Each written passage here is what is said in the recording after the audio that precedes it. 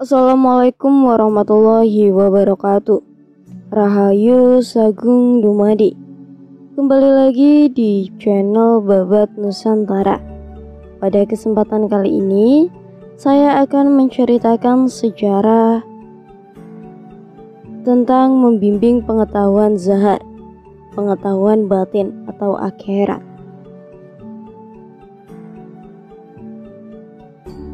Tidak usah berlama-lama lagi, mari kita masuk ke ceritanya. Pengetahuan zahar dunia.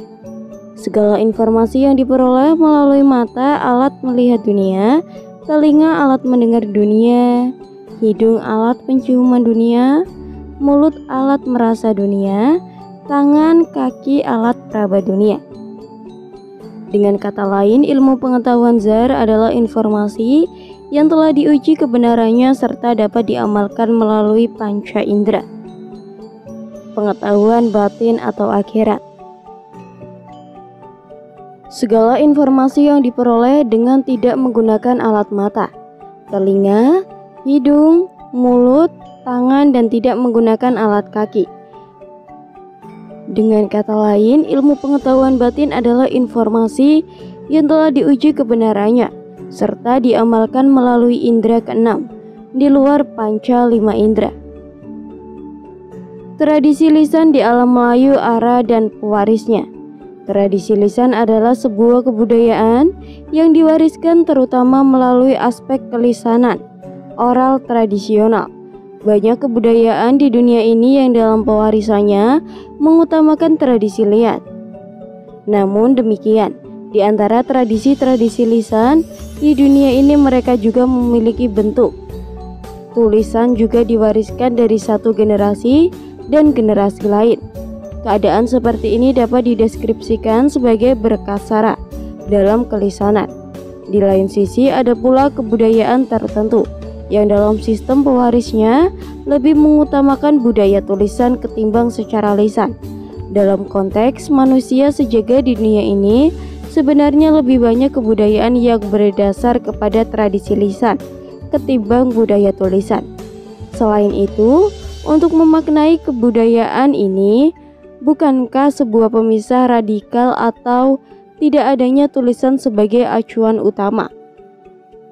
Kedua bentuk pewarisan budaya ini yaitu tulisan dan lisan terjadi secara beriringan dalam kebudayaan manusia. Sejarah istilah Hindu. Istilah Hindu dalam Encyclopedia of Regional and Ethnic Folk, kata Hindu tidak ada disebutkan dalam setiap literatur India. Bahkan dalam kitab sucinya sendiri belum orang Muslim datang ke Indonesia.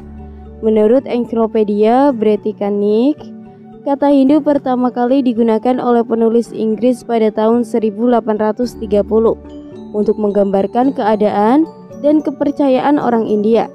Seharusnya mengatakan Sanata Dharma, Dharma yang abadi, Vedic Drama, Drama Weda, atau Vedantasi pengikut Weda. Oleh karena itu, apabila mengatakan nama agama atau kepercayaan Hindu untuk menilai kepercayaan leluhur Sunda pra-Islam sebelum Islam, hal tersebut akibat terpengaruh oleh orang Inggris yang pernah menjajah India dan Nusantara. Bahkan fakta yuridis keagamaan di Indonesia sekarang pun menjelaskan dalam penjelasan atas penetapan Presiden nomor 1 pada tahun 1965 tentang pencegahan penyalahgunaan atau penodaan agama kedua, pasal demi pasal, pasal 1 dengan kata-kata di muka umum. Dimaksudkan apa yang lazim diartikan dengan kata-kata itu dalam Kitab Undang-Undang Hukum Pidana. Agama-agama yang dipeluk oleh penduduk di Indonesia ialah Islam, Kristen, Katolik, Hindu, Buddha, dan Hongzhou. Hal ini dapat dibuktikan dalam sejarah perkembangan agama-agama di Indonesia. Sejarah kata agama. Kata agama telah dikenal dan digunakan jauh sebelum Indonesia merdeka, yang lahir tahun 1945. Terdapat dalam naskah Sunda kuno Kropak 632 sebagai naskah petua leluhur Sunda Raja Sunda. pada tahun 1175 sampai 1297 Masehi. Prabu Darmasiksa atau disebut juga sebagai amanat Galunggung sebagai berikut. Melaksanakan agama. Jaga isos dicrek nukwala. Artinya, tetaplah mengikuti ucapan ajaran orang tua leluhur, melaksanakan agama yang membuat parit pertahanan di Galunggung, agar unggul perang serba tumbuh tanam-tanaman, lama berjaya panjang umur. Sungguh-sungguhlah mengikuti petik rama warisan dari para suwargi. Menjaga kesempurnaan agama. Apa yang mengetahui puncaknya?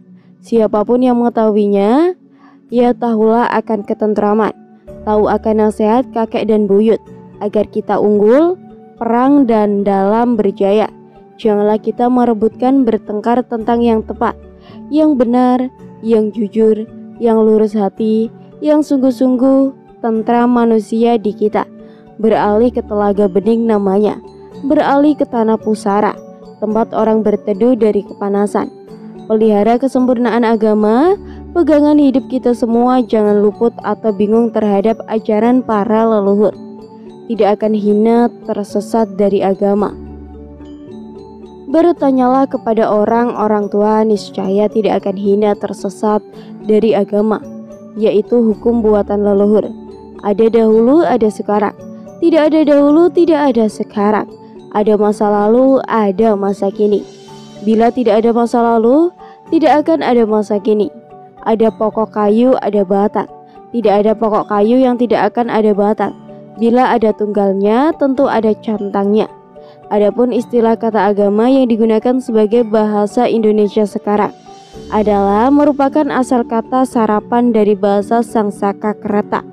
Dalam kamus Zoetmulder, kata agama dibubuhi dengan skat, menandakan sarapan dari bahasa Sanskerta. Agama memiliki beberapa arti seperti doktrin, turun-temurun aturan atau hukum, perilaku, sumber pengetahuan, adat sebagai berikut. Purbacara mengatakan bahwa 70-80% bahwa bahasa Jawa kuno adalah bahasa Sanskerta murni. Yang dimaksud dengan bahasa Jawa kuno atau bahasa Sanskerta murni adalah bahasa sebelum ada pemisahan antara bahasa Sunda dan Jawa seperti sekarang. Artinya, bahasa Sanskerta murni memiliki leluhur bangsa Indonesia Nusantara.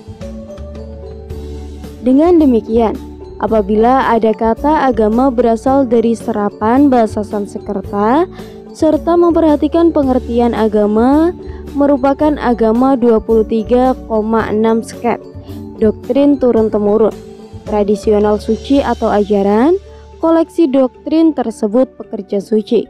Maka semestinya penggunaan nama kata agama hanya diperuntukkan bagi masyarakat Indonesia yang masih menjalankan kepercayaan, aturan, hukum, ajaran leluhur sendiri disesuaikan dengan wilayah hukum, adat, dan budayanya.